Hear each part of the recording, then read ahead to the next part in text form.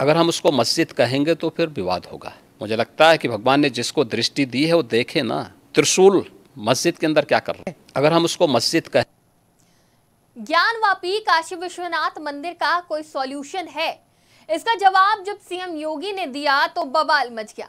दरअसल एएनआई के एक पॉडकास्ट इंटरव्यू के दौरान सीएम योगी ने ये जवाब दिए।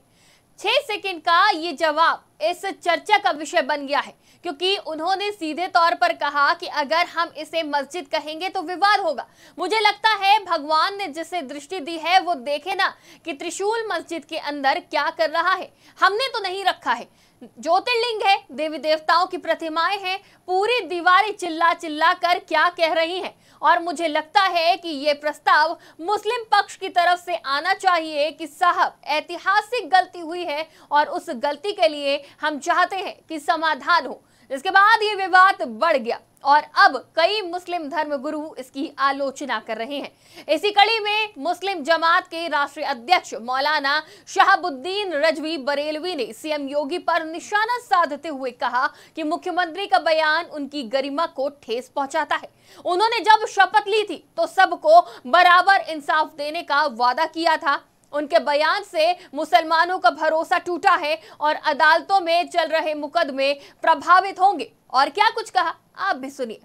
ज्ञानवापी मस्जिद बनारस के संबंध में मुख्यमंत्री जी का बयान उनकी गरिमा को शोभा नहीं देता है। वो एक जिम्मेदार पोस्ट पर बैठे हैं और एक बड़ी शख्सियत के मालिक हैं। उन्होंने जो ज्ञानवापी मस्जिद के सिलसिले में मस्जिद न कहने की बात कही है, ये तारीखी हकीकत के खिलाफ है। सदियों साली पुरानी मस्जिद शहादत दे रही है कि हम मस्जिद हैं। उसकी दरो दीवार मस्जिद बोल रही है और सदियों से वहाँ नमाज पढ़ी जा रही है, खुदा का जिक्र किया जा रहा है, इबादत की जा रही है। उनको ऐसा बयान नहीं देना चाहिए। उनके बयान से मुसलमानों का वो भरोसा गया है और जो कोर्ट में मुकदमा चल रहा है, मामलात की हाई कोर्ट, सुप्रीम कोर्ट और जिला कोर्ट में सुनवाई हो रही है, ये कोर्टें प्रभावित हो सकती हैं। मुख्यमंत्री जी को ऐसा बयान नहीं देना चाहिए, क्योंकि उन्होंने जब शपथ ली थी तो उन्होंने सभी समुदाय के साथ इंसाफ का वादा किया था। तो ये इंसाफ पर मबनी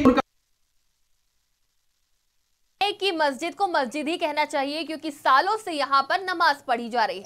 सीएम योगी अक्सर ही अपने बयानों से चर्चा में रहते हैं और ज्ञानव्यापी पर दिए गए इस बयान से अब राजनीतिक गलियारों में सियासत तेज हो गई है।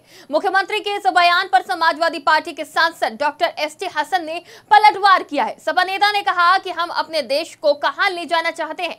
ऐसे देश में 3000 मस्जिदों पर विवाद है। अगर ठहरे पानी में लाठी मारेंगे तो फिर हलचल होगी ही। सपा सांसद डॉक्टर एसटी हसन ने कहा कि वहां पर पिछले 300 सालों से नमाज चल रही थी। जिस दौरान ये सब कुछ हुआ था उस वक्त देश में मुगल शासकों का राज था। और इस तरह से हम अपने भाइयों के बीच दरार क्यों डाल रहे हैं? इससे जनता को नुकसान होगा। सिर्फ वोट की राजनीति करने वालों को ही इसका फायदा होगा। देश में ऐसी 3000 मस्जिदें हैं जो विवादित हैं। उन्होंने कहा कि ये सब सिर्फ 2024 के लिए हो रहा है।